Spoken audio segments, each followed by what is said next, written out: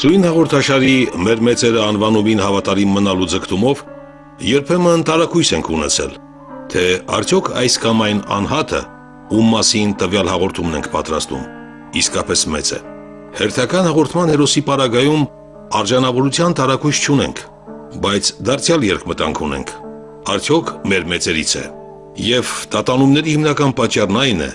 որ նրա արվեստը չի տեղավորվում ազգային սահմաններում, ինքն էլ առանձնապես չի կարևորել իր ազգությունը։ Համացանցում տեղեկություններ որոնելիս նրա անվանը հանդիպեցինք ամենատարբեր խորագրերի ներքո, ինչպես ասենք 20-րդ դարի տաղանդավոր կոմպոզիտորները, ամենանշանավոր հայերը, կինոերաժշտության մեծերը եւ այլն եւ այլն։ Նա մահացել է 65 տարեկանում, եւ եթե չիմանաս, որ ստեղծագործական կենսագրությունը ամբողջ կեսդար է տևում, այսինքն 15 տարեկանից, ապա կզարմանաս, թե նա ինչպես է հասցրել այդքան հսկայական ու արժեքավոր ժառանգություն թողնել։ Վերը նշված համացանցային հոդվածները եւ առասարակ մամուլի բոլոր հրապարակումները նույնական են, ընդհանուր այս պնդումով։ Նա ամենաինքնատիպ ու յուրօրինակն է ողջ խորհրդային կոմպոզիտորական դպրոցում, ամենաառեղծվածայինը, բայց եւ ամենաքնարականը։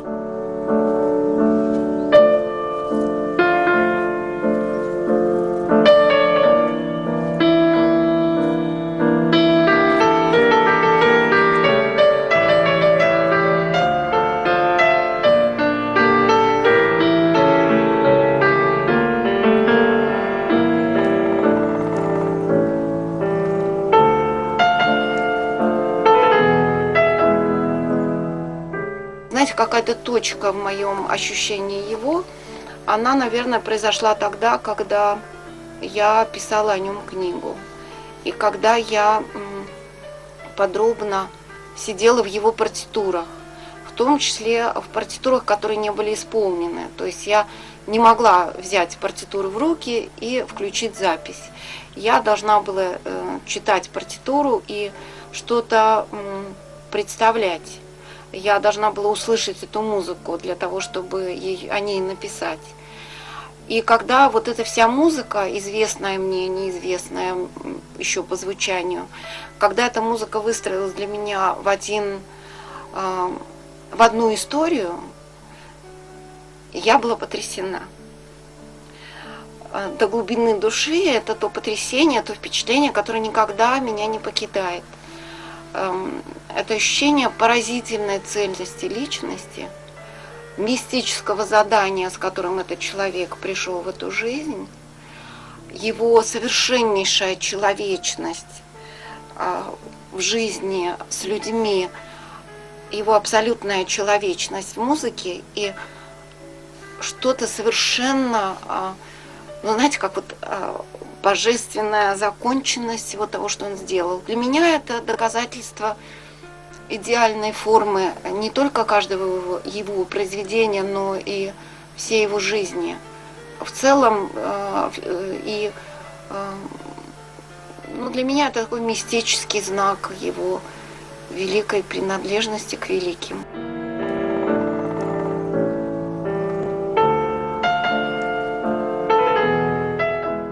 Все дело в том, что творческое содружество,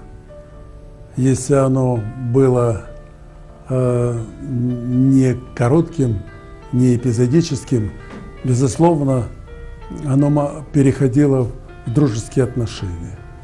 Так было и с Микаэлом. Мы не сразу с ним нашли общий язык.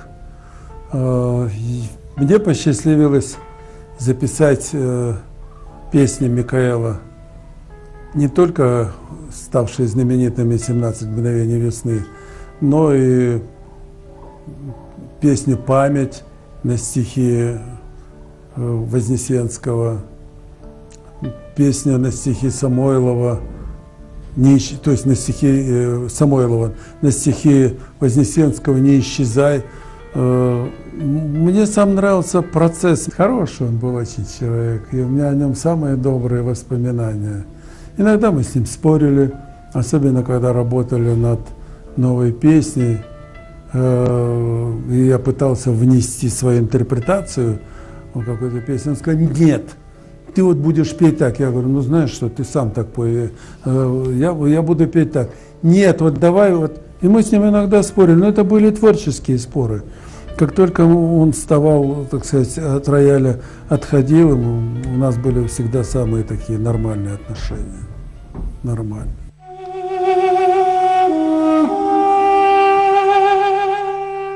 Միքայել Թարիվերդիևը ծնվել է 1931 թվականին Թբիլիսիում։ Հայրը Լևոն Թարիվերդիևը արմատներով շուշեցի, Բաքվում ծնված հայ էր։ Մայրը Սաթենիկ Ակոպովան Թիֆլիսի ամենանշանավոր հայկական տներից մեկի դուստրն էր։ Նրա հորեղբայրը նույնիսկ եղել է Թիֆլիսի քաղաքագլուխը ցարական իշխանությունների օրոք։ Սաթենիկ Ակոպովան Աշտարակի դպրոցներից մեկում Հայաստանի առաջին հանրապետության շրջանում ուսուցչուհի էր, հարում է բոլշևիկներին ու ձերբակալվում։ Սաթենիկին ու ընկերներին բանտից ազատում է Հայաստան մտած Կարմիր բանակի կազմում կռվող Լևոն Թարիվերդիևն ու սիրահարվելով մի քանի տարի անց ամուսնության առաջարկան։ Ակոպովները կարողացել էին ընդհուպ մինչև 30-ական թվականների վերջը պահել իրենց տոհմական շքեղտունը Քուրգետի ափին, որտեղ էլ 1931 թվականին ծնվում է Միքայել Թարիվերդիևը։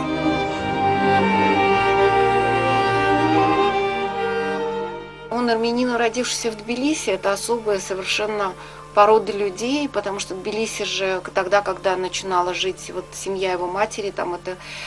многие поколения жили там, это был армянский город в значительной степени, и Тбилиси был центром Закавказья и вот всего этого большого региона, и поэтому семья была там. Я так думаю, потому что это была старая, интеллигентная тбилисская семья. Он обожал Тбилиси, свои воспоминания детства, он обожал вот домашнюю среду, семью, он обожал маму, он с ней был очень связан, совершенно необыкновенно был с ней связан. Мама его обожала, он обожал маму. И есть столько, так сказать, вот признаков их глубокой связи Михаила Леоновича с его мамой, с Ато Григорьевной. И вообще он говорил, что все хорошее, что я знаю, что я умею, я научился у мамы, а все хорошее, чему я не научился, я не смог научиться у нее. Вот. И, конечно, семья играла очень большую роль в его вообще каком-то человеческом таком, его человеческой природе, в его формировании. Թեև անձնագրով նա Միքայել էր, սակայն մինչ չափահաս դառնալը բոլորը նրան Գարիկ Թարիվերդիև էին կոչում, իսկ մտերիմ հարազատներն ուղղակի Բալիկ։ Բայց երեխան իր պահվածքով ոչ մի կերպ չէր համապատասխանում Բալիկ անվան նրբին հնչերանգին։ Նա չափազանց յուրօրինակ ու ինքնասածի, արկածախնդիր ու փոքր ինչ տարօրինակ երեխա էր։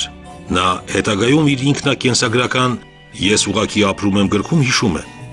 որ երբ ինքը 4-5 տարեկանում առաջին անգամ մանկապարտեզ է գնացել, անմիջապես իրեն են մոտեցել երկու տղեկ ու հայտարարել, որ մանկապարտեզի տղաները երկու մասի բաժանված ամեն օր կռվում են, եւ իրենք այդ խմբի առաջնորդներն են ու հարցրել են, թե ում կողմից է նորեկը։ Բալիկը պատասխանել է, թե ինքն իր կողմից է միայն ու բռունցքների հարվածներ է ստացել երկուսից էլ։ Այս պատմությունը հարկ համարեցինք մեջ բերել միայն այն պատճառով,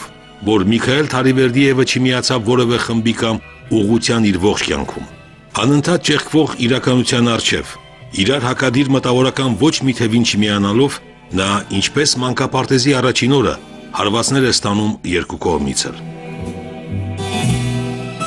Դպրոցում էլ նրան առանձնապես չէին համակրում։ Նա դասարանցիների համար անհասկանալի էր, չէր միանում նրանց խաղերին, մեկուսի էր, ինքնուրույն։ Ըստ երևույթին, Գարիկի այս ինքնուրույնությունը վախեցրել է մորը, եւ Սաթո Ակոպովան որդուն փորձել է անընդհատ ներշնչել, թե նա ոչ մի առանձնահատուկ բան չունի, թե սովորական տղա է, նույնիսկ միջակ երեխա։ Սակայն միջակ այդ երեխան փայլուն ընդունակություններ է դրսևորում եւ չափազանց ասպետական վարք։ Տնօրենի կողմից ծեծված աշակերտի իրավունքները պաշտպանելով ստիպված է լինում հեռանալ դպրոցից եւ կրթությունը շարունակել երեկոյան ուսուցմամբ։ Մինչ այդ Բուրըն իրադարձություններ էին տեղի ունենում նաև ընտանիքում։ Ստալինյան բռնությունների երկրորդ փուլն էր, 40-ական թվականների վերջը։ Նրանց նախ վտարում են այն միակ սենյակից, որը մնացել էր ընտանիքին Ակոպովների տոհմական տնից։ Սկզբում քաղաքական հետապնդում են սկսում ապագա կոմպոզիտորի մոր նկատմամբ, ապա հոր։ Ի վերջո 1948-ին Լևոն Թարիվերդիևը հայտնվում է բանտում։ Սաթենիկ Ակոպովան որդու հետ ստիպված է լինում պատասպարվել այս կամ այն ազգականի տանը։ Պատանի Միքայելը կամ Գարիկը երաժշտության մասնավոր դասեր է տալիս, մորը ֆինանսապես օգնելու համար։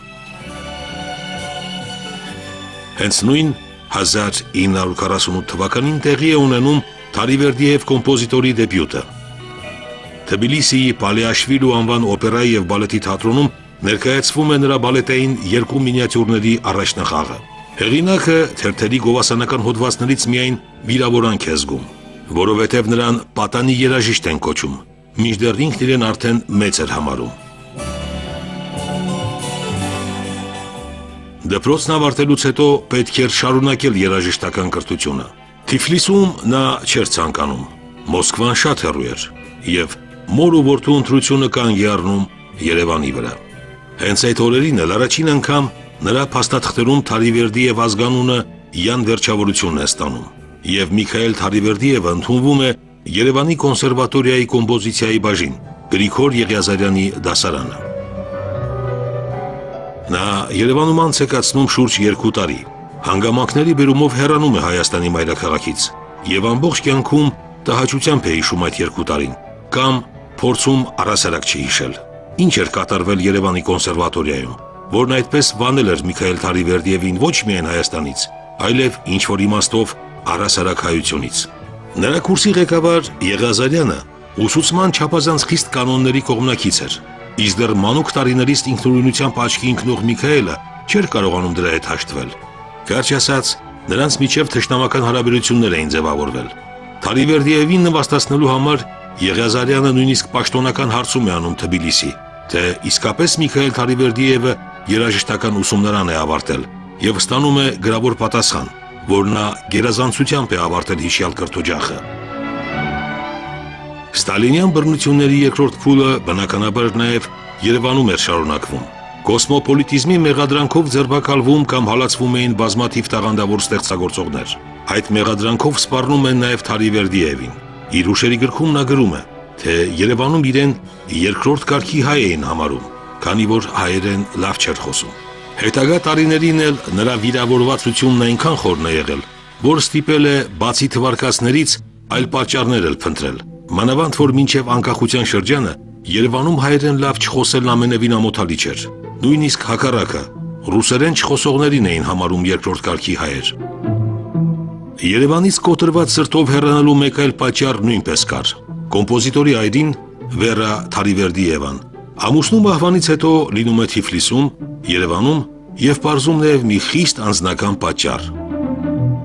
Միքայելը Երևանում սիրահարվել էր Արամ Խաչատրյանի մերձավոր ազգականուհուն։ Սերը փոխադարձ էր եւ զույգը ահա պիտի հայտարարեր նշանադրության մասին։ Միքայելը մեկնում է Թբիլիսի, իսկ վերադարձին ընկերներից իմանում սիրեցյալի դավաճանության մասին։ Այդ մասին խոստովանում է նաև աղջիկն ու ներում հայցում։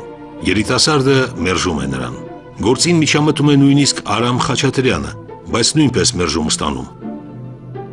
Հարասարակ իր ամբողջ կյանքում Թարիվերդիևը կարողանում է մեկ անգամ արտասանած ոչը ոչ պահել եւ այոն այո։ Հաճախակի տուժել է իր սկզբունքայնության պատճառով, բայց մնացել է իր խոսքի տերը։ Եվ այսպես նեղ գավառական ազգայնականության ճշմարտ տակ հայտնված ուսանողը, որը նաև մշտական ատելություն էր զգում իր ղեկավարի կողմից, ստանալով վերջին հարվածը սիրած աղջկանից, ուսումը կիսատ թողնելով հեռանում է Երևանից։ Նրա գրագրության մեջ Թարիվերդյան ազգանունը նորից զրկվում է Յան վերջավորությունից ու ստանում նախկին Թարիվերդիև ձևը։ Հետագա ամբողջ կյանքում, երբ հարցնում են, թե ինչ ազգի է պատկանում, կոմպոզիտորը պատասխանում է, թե ինքն ազգությամբ Թարիվերդիև է։ Սա շատ նման է ազգի Ծոթարման Շահնուրյան տարբերակին, սակայն եթե Շահան Շահնուրը առանց երգի էր նահանջում, ապա Թարիվերդիևը միայն երգով։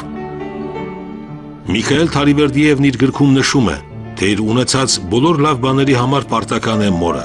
իսկ պակասությունների համար ինքն է մեղավոր, որ չի կարողացել մորից սովորել։ Իսկ մայրը, Սաթոն, իր որդուն որպես գրավոր հորդոր կամ պատվիրան ապսպրել էր։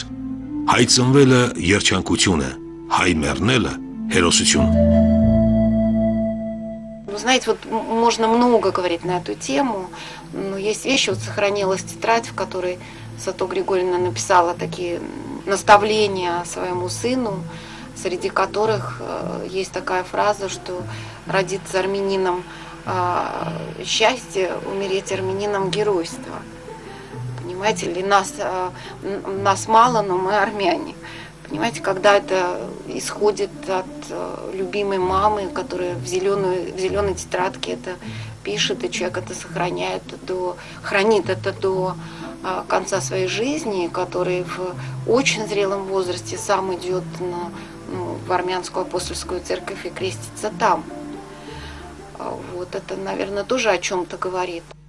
Բայց հայությունից ու Հայաստանից վիրավոր հոգով հեռացած Միքայելը նույն տարում 1953 թվականին փայլուն քննություն հանձնելով ընդունվում է Մոսկվայի Գնեսինների անվան երաժշտական մանկավարժական ինստիտուտ, որտեղ նրա ղեկավարը ոչ այլ ոք էր, քան կարճ ժամանակ առաջ մերժում ստացած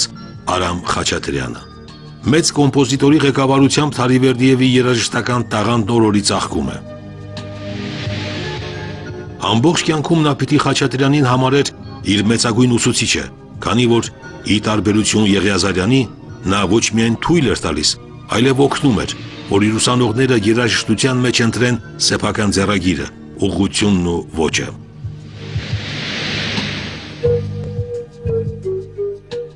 Թարիվերդիևը ուսանողական շրջանակներում տաղանդավոր երիտասարդի համբավ էր ձեռք բերել հենց ընդունելության հիանալի քննությամբ, որով հիացրել ու զարմացրել էր անուն հանած երաժիշտների։ Աննման է, հանճարեղ է, անկրկնելի է, ինքնատիպ է, լսում էր Միքայելն իր հեղինակած երաժշտության, հատկապես ռոմանսների մասին։ Դեռևս ուսանող, Թարիվերդիևն արդեն դառնում է կոմպոզիտորների միության անդամ,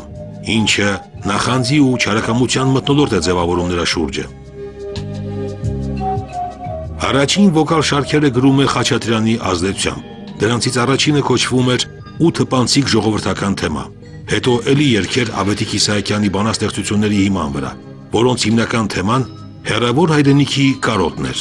1956 թվականին Թարիվերդիևը գրում է իր առաջին ավարտուն ստեղծագործությունը ամբողջական երգչախմբի համար։ Օպերաների, բալետների, վոկալ շարքերի հեղինակ կոմպոզիտորը լայն հասարակությանը հայտնի ու ճանաչելի է դառնում առաջին հերթին կինոյի միջոցով, որովհետև երաժշտություն ու երգեր է գրել ավելի քան 130 ֆիլմի համար։ Փաստորեն, կինոն դառնում է Թարիվերդիևի երկրորդ մասնագիտությունն ու ճակատագիրը, իսկ ամեն ինչ սկսվեց պատահականորեն։ Համամիութենական կինոինստիտուտի ուսանող ռեժիսորներ Էլդար Շենգելայան, Էդուարդ Աբալովն ու Միխայել Կալիկը Գնեսինների երաժշտանոցում համախոհ կոմպոզիտոր էին փնտրում իրենց դիպլոմային կինոֆիլմի համար։ Նրանք հանդիպեցին Թարիվերդիևին եւ երեքն էլ, հատկապես Միխայել Կալիկը, ամբողջ կյանքում մնացին նրա հավատարիմ ընկերը, գործընկերն ու երկրպագուն։ Михаил Леонович, как человек с острым чувством современности, не мог пройти мимо кинематографа. И кинематограф не мог не открыть его для себя. У Михаила Леоновича даже есть такая была любимая фраза: если бы Моцарт жил в 20 веке, он обязательно бы писал музыку кино. Михаил Леонович никогда не работал в неакадемических жанрах. Он в кинематограф привнес академизм и очень высокий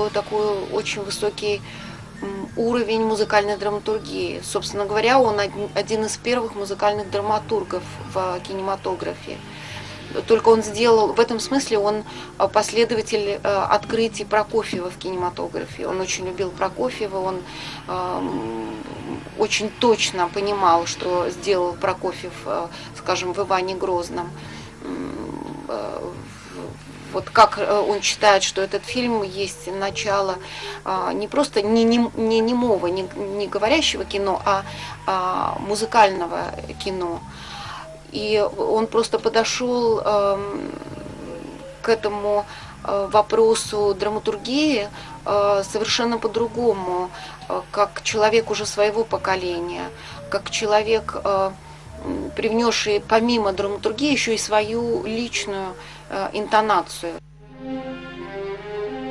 Ստալինի մահից ու Բերիայի մահապատժից հետո, այսինքն Խրուշչովյան ձնհալի տարիներին, երկրով մեկ թարմ հոսանքներ էին փչում, ստեղծարար, թեև փոքր-ինչ զգուշավոր, բայց այնուամենայնիվ ազատ մտածողության հաղթաշավներ զգացվում։ Այն հատկապես զգալի էր կինոյում, եւ Թարիվերդիևը եղավ այդ ազատության ու թարմության խորհրդանիշերից մեկը։ Նա մեկ անգամ ոտ դնելով կինոյի աշխարհ,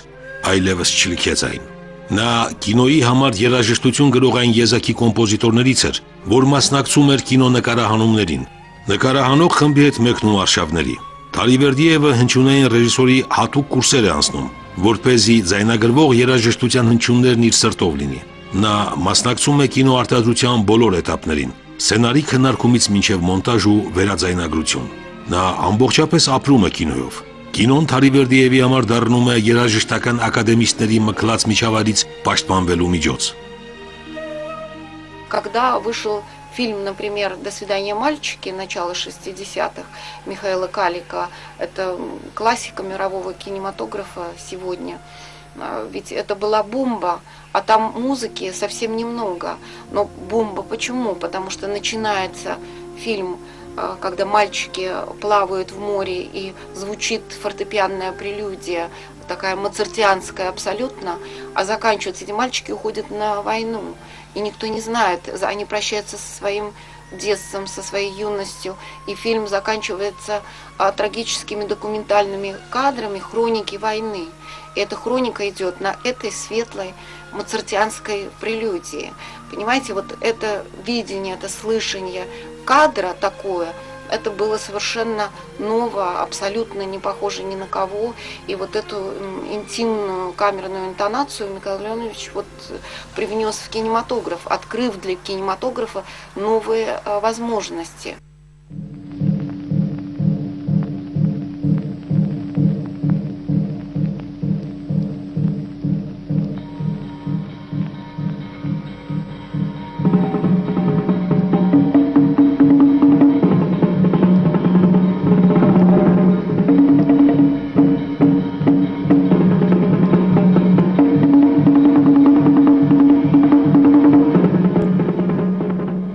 Միխայել Կալիկի «Մարդը գնում է արևի հետևից» ֆիլմը, որը Թարիվերդիևն համարում է իր առաջին պրոֆեսիոնալ աշխատանքը կինոյում, սովետական կինոյի պատմության մեջ հեղափոխություն առաջացրեց իր ավանգարդիստական մտածողությամբ։ Դա խրուշչովյան հարաբերական ազատության իրացումն էր արվեստում։ Բնականաբար, ֆիլմն առաջ բերեց նաև հետադիմականների ռեակցիան։ Քննադատությունն սկսվում էր հենց վերնագրից։ «Մարդը գնում է արևի հետևից» անվանումն ըստ խորհրդային մեկնաբանների նշանակում էր, որ մարդը ձգտում է դեպի արևամուտք, դեպի կապիտալիստական արևմուտք։ Առանց այդ էլ կյանքի մի հատվածը ստալինյան ճամբարներում անցկացրած ռեժիսորի գլխին նոր ամպեր էին կուտակվում։ Հալածանքներից անմասն չէր կարող մնալ նաև ֆիլմի կոմպոզիտոր Թարիվերդիևը։ Սակայն առաջադեմ, ազատամիտ մտավորականության շրջանակներում Միքայել Թարիվերդիևն արդեն ընդունված անուն էր։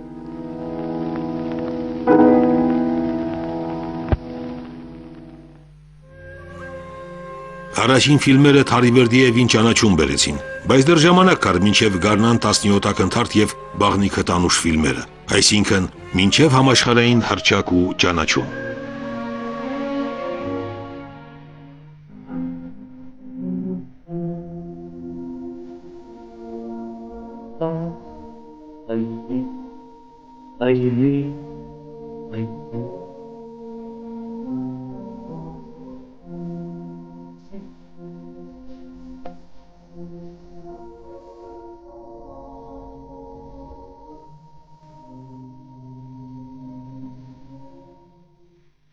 Мы с Михаилом не только встречались, скажем, у рояля по готове какое-то произведение. Мы встречались и у наших общих друзей и знакомых. Мы встречались на фестивалях международных. В Болгарии мы с ним были вместе. Мы с ним были вместе в Сочи на фестивале «Красная гвоздика», на фестивале на лучшее исполнение советской песни. Много было встреч, и все они были радостными. Я с удовольствием приезжал, Микаэл жил, или как мы его назвали, Мика. Мика жил у метро «Аэропорт» в Москве. И в небольшой квартирке, уютной, у него был кабинет, рояль. Ему этого было достаточно. Мы приезжали, садились, разговаривали. Он был очень таким внешне, казалось бы, он был таким не очень коммуникабельным человеком всегда. Но на самом-то деле он был очень добрым, очень наивным и очень простым.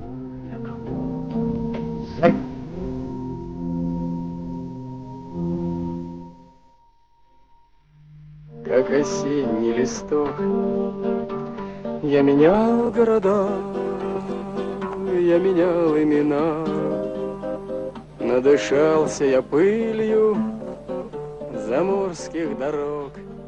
60-ական թվականներին խորհրդային կինոյում որպես մի առանձին ժանր ծաղկում էր ապրում այսպես կոչված լրտեսական թեման։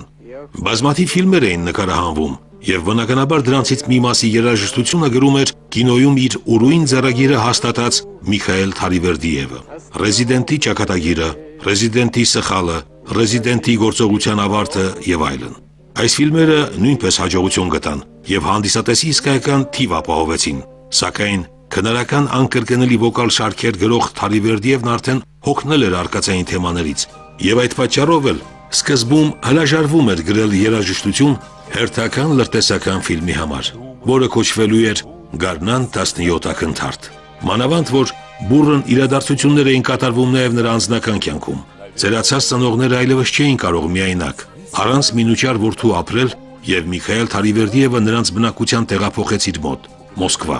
Երկուսին էլ Մոսկվան դուր չեկավ եւ կարոտում էին հարազատ Թիֆլիսը, սակայն Լևոն Թարիվերդիևին ու Սաթենիկ Ակոպովային վիճակված չէր երկար ապրել խորհրդային հսկայական երկրի մայրաքաղաքում։ Սկզբում կյանքին հրաժեշտ տվեց հայրը, կարճամանականց նաեւ մայրը։ Երկուսին էլ թաղեցին Մոսկվայի հայկական գերեզմանոցում։ Այդ տարիներին Միքայել Թարիվերդիևը կրկին ու կրկին հոգևոր վերադարձի պահեր է ունենում դեպի հայկականությունն ու Հայաստանը։ Նախ մկրտվում է Մոսկվայի հայկական եկեղեցում, հետո երաժշտություն գրում հայ ֆիլմում նկարահանված «Հեյ, ով կա այդտեղ» կինոնկարի համար։ Վերջապես կրկին լինում է Երևանում եւ փոքր-ինչ մեղմում այն ցավն ու վիրավորանքը, որ զգացել էր Հայաստանի մայրաքաղաքից հեռանալիս։ Հեղինակային համերգային ծրագրով Երևան ժամանած Թարիվերդիևին արդեն ճանաչում ու սիրում էին բոլորը։ Նրանից հրաժարվում էր դրան վերցնել հյուրանոցի բարմենը, ծածկած շուկայում իրենց գյուղմթերքը վաճառող բոլոր գյուղացիները։ Իր ուշերի գրքում գրում է Միքայել Թարիվերդիևը.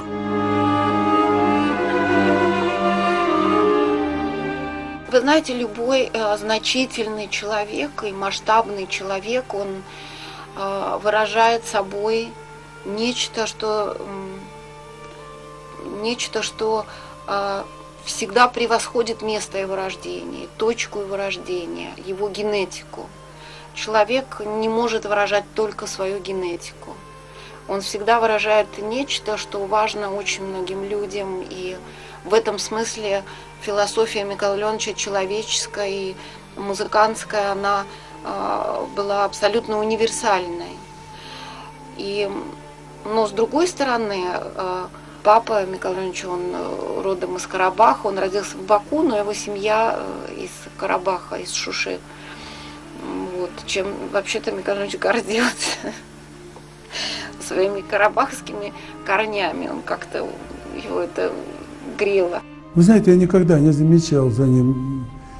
Национал-патриотизм в нем присутствовал, а вот национал-шовинизма я не ощущал. Никогда не ощущал. И редко кто в присутствии Микаэла говорил на эту тему или задал вопрос. Он был ассимилированным человеком. Не то, что он, так сказать, оторвался от армянских корней или от Армении, нет, но он был ассимилированным человеком таким, знаете, который вжился в среду, в которой он постоянно находился и проживал. Но Сартовало любил ездить очень. И всегда говорил, когда я уезжал в Ереван, он говорит, если сможешь, довези из Севана рыбки. Я говорю, постараюсь.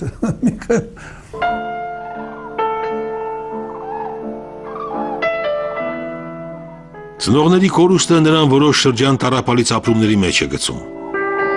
Թալիվերդիևն առաջին անհաջող ամուսնությունից եւ ամուսնալուծությունից հետո երկար տարիներ ապրում էր միայնակ։ Հրապույրներ, սերեր ու կանայք հմայիչ տաղանդավոր տղամարդու կյանքում շատ են եղել, սակայն նա ամուսնական դաշն մեկ անգամ էլ պիտի կնքի միայն տասնամյակներ հետո։ Կորուստների ու տառապանքի, սիրո, դավաճանության, հաջողությունների ու ձեռքբերումների նրա ճանապարհը շարունակվում էր։